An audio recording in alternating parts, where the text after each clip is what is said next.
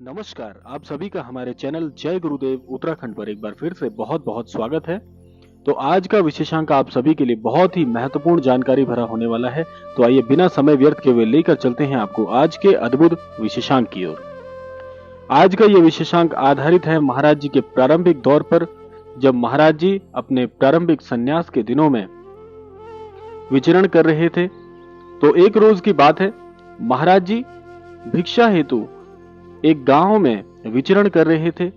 तभी महाराज जी ने अपनी वही मस्त मौला अंदाज में विचरण करना प्रारंभ किया और विचरण करते हुए एक घर की देहरी पर आकर रुक गए और महाराज जी ने दरवाजा खटखटाकर माई से आग्रह किया कि माई कुछ खाने हेतु दीजिए। तो कुछ देर दरवाजे के पास खड़ा होने पर महाराज जी ने पाया कि एक माई, एक बूढ़ी सी माई महाराज जी के पास आई और बोली कि इतना हट्टा कट्टा साधु तो है, तो फिर भिक्षा क्यों मांगता है, जाकर कोई काम धंधा क्यों नहीं देखता। तो ऐसे शब्द सुनकर महाराज जी बड़े ही बहुत ही मस्त मौला अंदाज में मुस्कुराते हुए माई से बोले कि माई बहुत भूख लगी है, तो सोचा आज तेरे घर पर आकर ही कुछ भोजन कर लूं। ऐसा सुनने के पश्चात माई भीतर गई और वहां से एक रोटी लेकर आई और उसमें ही दाल परोसकर महाराज जी के सामने महाराज जी को बोला, ले खा ले। तो इस प्रकार से प्रेम से महाराज जी ने वह रोटी ली और भोजन प्रसाद पाकर महाराज जी फिर विचरण हेतु चले गए। तो यह एक छोटी सी सूक्ष्म कथा आप सभी के लिए इसलिए लेकर आए।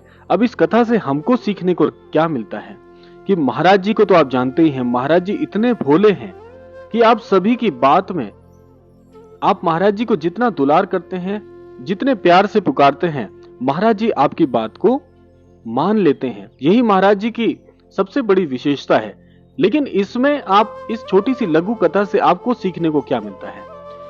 तो इससे हमें सीखने को यह एक बात मिलती है कि आज का जो युग है, आज का जो दौर है, बड़ा ही आधुनिक है।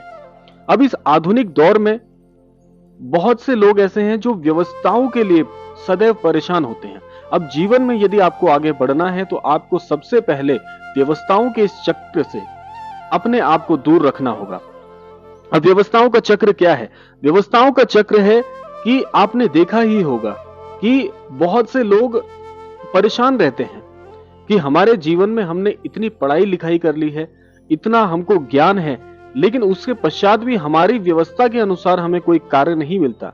अपनी सफलता के लिए व्यवस्थाओं को हम लोग टोकते हैं। अब महाराज जी को देखिए, महाराज जी के पास अपार ज्ञान है, लेकिन महाराज जी इस बूढ़ी माई से जब रोटी के लिए मांग कर रहे थे तो उस बूढ़ी माई ने कोई व्यवस्था नहीं की। अब देखिए व्यवस्था कैसी है। अब बूढ़ी माई ने महाराज जी को भला बुरा भी कहा, महाराज जी को कहा इतने हट्टे कट्टे होकर क्यों भिक्षा मांग रहे, कोई काम क्यों नहीं करते। लेकिन महाराज जी ने बड़े ही प्रेम पूर्वक उनकी बात को सुना अनसुना कर दिया। लेकिन अब इससे हमें समझने को क्या मिलता है कि महाराज जी को भी व्यवस्थाएं नहीं मिली, लेकिन अगर महाराज जी भी व्यवस्था के लिए सोचते तो आज महाराज जी नहीं होते। कहने का आशय यही है कि हम व्यवस्थाओं के चक्र में फंसकर अपनी मेहनत करना हम भूल जाते हैं। हम व्यवस्थाओं के लिए अपने आप को संलग्न करते हैं। यह सबसे बड़ी भूल है। यदि जीवन में आप कुछ बड़ा करना चाहते हैं, जीवन में यदि आप चाहते हैं कि अपार आपका नाम हो, आपकी यश कीर्ति का गुणगान हो और आप एक बहुत ही सामाजिक व्यक्ति बनकर निकले, तो आज के इस कष्ट को आपको नजरअंदाज नहीं करना चाहिए। ये मेहनत के दिन है, ये मेहनत का समय है, यही तो है वो परिश्रम का दौर। आज ईश्वर की कृपा से हम सेहतपूर्ण हैं, ज्ञानवान हैं, लेकिन फिर भी हम एक चीज की कमी रख रहे हैं कि हम व्यवस्थाओं के लिए रोते रहते हैं कि मुझे ऐसी व्यवस्था नहीं मिली, ये कोई कार्य थोड़ी है, मैं ये कार्य मेरे लिए नहीं है, मैं ये कार्य नहीं करूंगा। तो फिर आप क्या करेंगे? आज का विशेषांक बहुत ही महत्वपूर्ण होते हुए भी ज्यादातर उन लोगों के लिए है जो अभी जीवन में और आगे बढ़ रहे हैं। नौजवान साथियों के लिए आज का ये विशेषांक, पहले तो मैं यही कहूंगा कि वैसे तो सभी के लिए महत्वपूर्ण है, लेकिन नौजवान साथियों के लिए बहुत ही सुनने लायक ये बात है कि अपने जीवन में आज ये परिश्रम का दौर है, आज कुछ करने का समय है। यदि आज का ये समय आपने व्यर्थ यूं ही गवा दिया तो आप कल को पछताएंगे कि जब समय था, समय रहते तो हमने कुछ नहीं किया, आज समय निकल गया, हमारी उम्र निकल गई, तो आज अगर हम पछताते हैं तो उस पछतावे का कोई भी लाभ नहीं है। इसीलिए जीवन में बिना रुके मेहनत करने का ये समय है। आज ये कष्ट आप सह रहे हैं, आज आपको धूप लग रही है या सर्दी लग रही है या किसी भी कारणवश आपको कष्ट मिल रहा है, तो इस कष्ट को सहन करिए। ये कष्ट सहन कर कर ही आज आप अपने जीवन में आगे बढ़ पाएंगे। यदि ये कष्ट आज आपने सहन नहीं किया तो कल के आराम के लिए जो आज एक कष्ट को आप त्याग रहे हैं, तो कल का आराम आपके लिए नहीं है। आपने देखा होगा बहुत से लोग हैं जो बहुत उम्र दराज होने के बाद भी कार्य कर रहे हैं। उन्होंने क्या जीवन में गलत किया? उन्होंने गलत यही किया कि सही समय पर अपना उस सही समय को गवा दिया। उस सही समय पर वे केवल व्यवस्थाओं के लिए रोते रहे कि ये समय मेरे अनुकूल नहीं है, बाहर बारिश हो रही है, मैं कार्य के लिए कैसे जाऊं, या बाहर तेज धूप है, बाहर बहुत ठंड है, तो मैं इस कार्य के लिए क्यों जाऊं या कैसे जाऊं। ऐसे प्रश्न यदि आज आप पूछ रहे हैं समय रहते, तो आप बहुत बहुत हद तक गलत हैं। इसको आप यूं ही नजरअंदाज मत करिए। आज ये समय कुछ करने का है। यदि आज आपने ये समय गवा दिया तो कल आपको पछताना पड़ेगा, और कल का पछतावा कोई लाभ नहीं दे पाएगा, क्योंकि समय एक ऐसी फिसलती रेत के समान है जो आज आपको लगता है कि मुट्ठी में है आपकी, लेकिन वह आपकी मुट्ठी से बाहर हो जाता है। आपको पता नहीं चल पाता कि समय कब व्यतीत हो गया। तो इसीलिए आज अपने आप को तैयार कीजिए। आज जो कष्ट मिल रहे हैं इसके लिए ईश्वर से धन्यवाद करिए कि आज आपको एक कष्ट मिल रहे हैं, ताकि आप आज अपने कार्य की कीमत को समझें। यदि आज आपने कार्य की कीमत को नहीं समझा, इस समय को यूं ही व्यर्थ गवा दिया, तो समझ लीजिए कि आपका जीवन पतन की ओर बढ़ रहा है, और इस पतन से आपको कल कोई नहीं बचा सकता।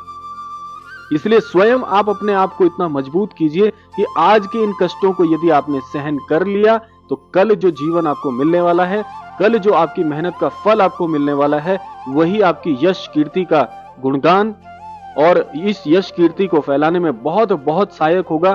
कल जब आप आईने के सामने खड़े होकर स्वयं को देखेंगे, तब आपको लगेगा कि आपने आज क्या कमाया।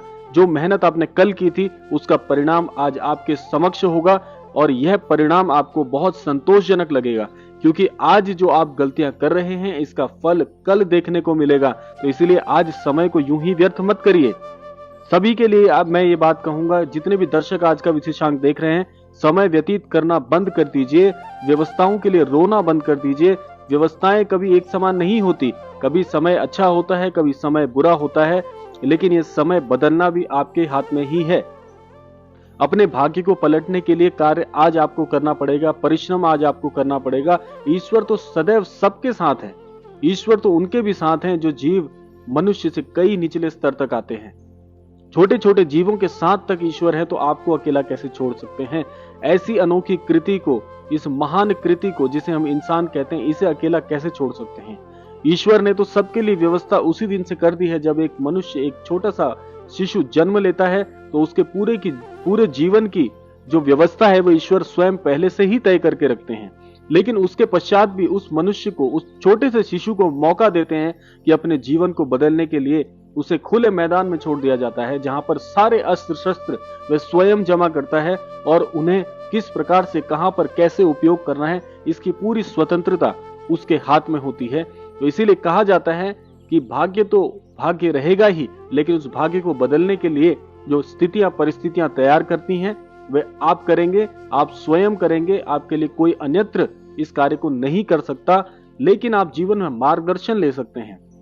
गुरुजन के स्थान को, जो जीवन में हम गुरु बनाते हैं, उन गुरुजन के स्थान को सदैव सर्वोच्च रखा गया है। इसीलिए कहा गया है कि माता पिता गुरु देवता, तो गुरुजनों का स्थान भी बहुत ही सर्वोपरि होता है जीवन में। इसीलिए अपने गुरुओं से आप मार्गदर्शन भी अवश्य ले सकते हैं। जीवन में गुरुजनों से मार्गदर्शन लेने के साथ साथ जिन भी मार्गों को आप जीवन में चुनते हैं, उसके लिए आपको पूरी तरह से स्वतंत्रता हासिल है। तो इसलिए आप अपने सर्वोच्च, जो भी आपके मस्तिष्क में विचार आते हैं, उन सर्वोच्च विचारों का इस्तेमाल करिए अपने जीवन में। आपके पास जीवन में बहुत सारी संभावनाएं हैं, लेकिन संभावनाओं के विकल्पों को चुनना आपके हाथ में आज है। समय रहने के बाद, यानी कि समय बीतने के बाद में यदि आप कोई निर्णय लेते हैं, तो वह निर्णय उतना सटीक नहीं हो सकता। जो निर्णय सही समय पर लिए जाते हैं, सदैव वही निर्णय सटीक होते हैं आपके जीवन के लिए। तो इसीलिए अपने इन विकल्पों को कभी मत छोड़िए। आप जीवन में पूरी तरह से स्वतंत्र हैं स्वयं की संरचना करने के लिए।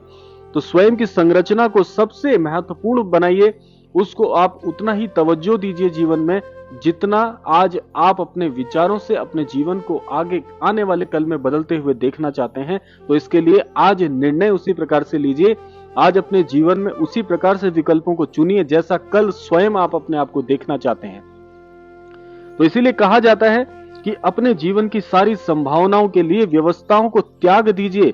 ये व्यवस्थाओं के विकल्प जीवन में रखना कमजोर होने की निशानी है, और कोई भी मनुष्य नहीं चाहता कि जीवन में वह किसी प्रकार से कमजोर रहे।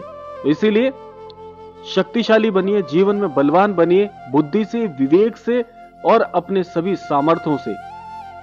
तो यह था आज का विशेषांक। आशा करते हैं आज के विशेषांक से आपको महत्वपूर्ण जानकारी प्राप्त हुई होगी। मिलते हैं ऐसी किसी अगले विशेषांक में, तब तक के लिए जय श्री राम, जय गुरुदेव, जय उत्तराखंड।